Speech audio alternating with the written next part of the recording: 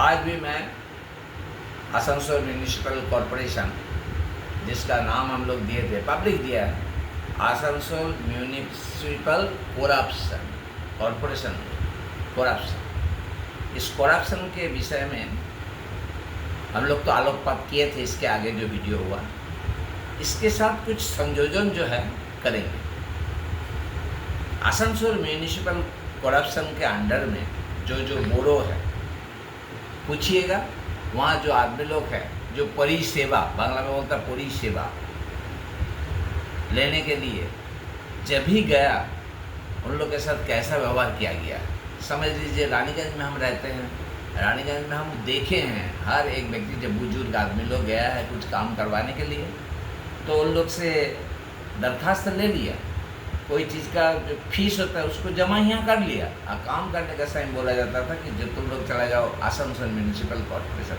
अब समझ लीजिए एक बुजुर्ग आदमी जिसका उम्र 70 साल से ऊंचा है, 70 साल से थोड़ा नीचे भी हो गया, ऐसा ज़्यादा आदमी ये लोग आज जवान जो है वो लोग को भी कितना परेशानी, गाड़ी करके जाओ, काम नहीं होगा, फिर घूम के आओ, ऐसा परेशानी 15 साल झेलना पड़ा।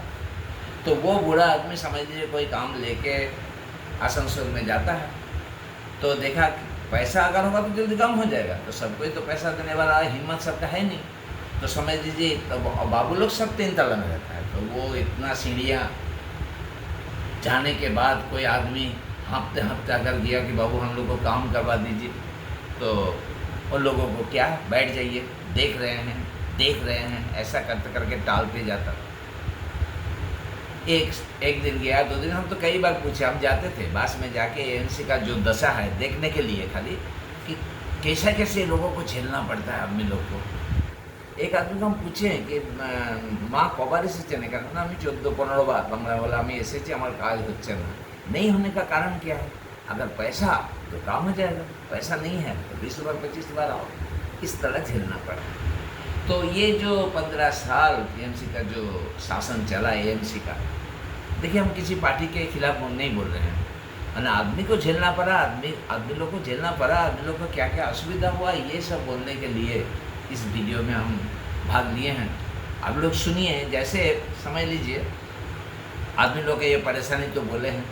दूसरी बात है कि रानीगंज एक शहर है जहाँ 40 मानी ये एएमसी का नोटेड 40 ऐसा घर है जो गिरने वाला है, तो उसमें डिलापिटेड कंडीशन लिख दिया, म्यूनसिपैलिटी आके एक छोटा सा बोर्ड भी लगा दिया कि ये घर गिरने वाला है, आने जाने सब कोई को, इधर से जो गुजरने वाले लोगों को सावधान किया जाए, तो बस वही सावधान ही किया।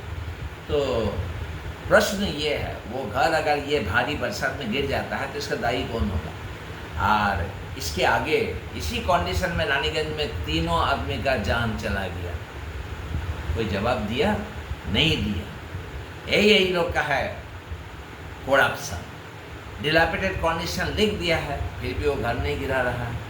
ऐसा ही देखिए पीएन मालिया रोड, आप लोग जानते हैं इतना बड़ा रास्ता है, जिस रास्ते से कॉलेज जाना पड़ता है, शिशु बागान जाना पड़ता है, मार्केट जाना पड़ता है, माने बहुत भीड़ रहता है। वहाँ ऐसा 2 बिल्डिंग है जिसमें पूरा वहाँ से सरकारी जो इंजीनियर लोग आए थे वो भी लिख दिया कि डिलापिटेड कंडीशन है, गिर जाएगा।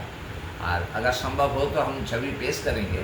वो घर जो है इस बरसात में गिरने वाला है, इसके आगे बरसात में सब गिरने लग गया था, भागदौड़ मच गया था, फिर भी अभी तक क्या जाने क्या हो गया। क्योंकि ये मालिक जो है बोला अगर पैसा नहीं देंगे, सरकारी काम आप लोग को करना पड़ेगा, बस सजा भोग रहे हैं ये लोग, नहीं करेगा।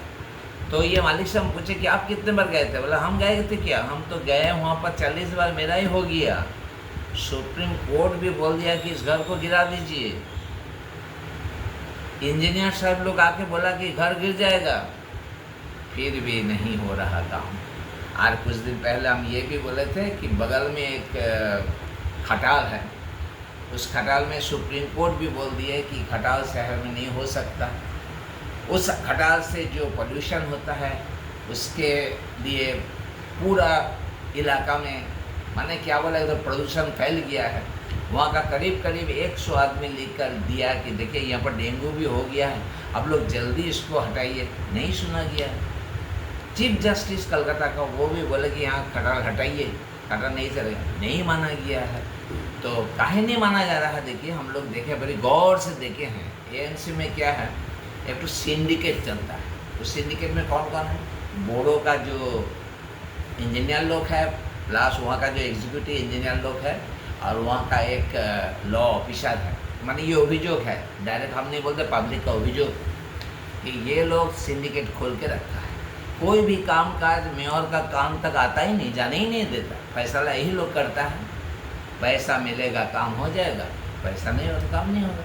इसी तरह काम नहीं हो रहा, 15 साल हम लोग झेले। तो प्रश्न यही है कि उनको जब हम लोग जाके बोलते हैं कि आप काहे ऐसा करते हैं, तो बोला कि हमको काहे पिन पॉइंट कर रहे हैं, ऐसा हो रहा है इसीलिए हम लोग करेंगे। कब करेंगे, कब करेंगे, कभी टाइम नहीं दे रहे हैं, हम करेंगे। तो ये जो कंडीशन है एएनसी का, इसको बदलना तो पड़ेगा, क्योंकि अभी तो वो चला गया, सरकार तो नया आ गया है, और आगे जैसा ऐसा काम करके गया हो तो होने नहीं देगा। पब्लिक तो पूरा मैंने क्या पागल हो गया लोग हराने के लिए। कुछ आदमी हमको बोले भी हैं, ये जो लॉ ऑफिसर है ना, ये सबसे बदमाश आदमी है, यही सिंडिकेट का मालिक है।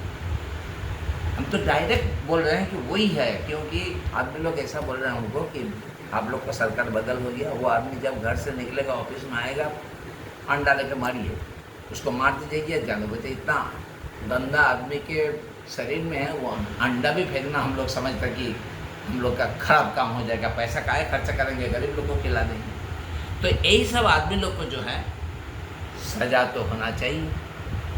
और वो जो सिंडिकेट है, यही लोग के खिलाफ हम लोग चाहते हैं, पब्लिक भी चाहता है कि इन लोग के खिलाफ ईडी का कार्रवाई हो। क्योंकि हम जानते हैं कि रानीगंज का एक इंजीनियर, वो भी वहाँ चले गए, फिर जाके वहाँ का इंजीनियर लोग को 3-4 तो घर ही हो गया, बहुत ज़मीन जायदाद हो गया, बहुत सोना अपना घर में मिलेगा। तो हम लोग चाहते हैं, सरकार से अपील करेंगे तो ईडी का जो है कार्रवाई होना चाहिए, वो लॉ ऑफिसर से लेके हर एक इंजीनियर को, क्योंकि ये 15 साल आदमी लोग को जो झेलना पड़ा, इन लोग के खातिर भी झेलना पड़ा। आशा है कि इसके खिलाफ सख्त कार्रवाई होगा, और अन्याय तो बेसी दिन चलता नहीं है। अन्याय के खिलाफ जैसे जनगण है, भगवान भी है, इसका विचार होगा ही।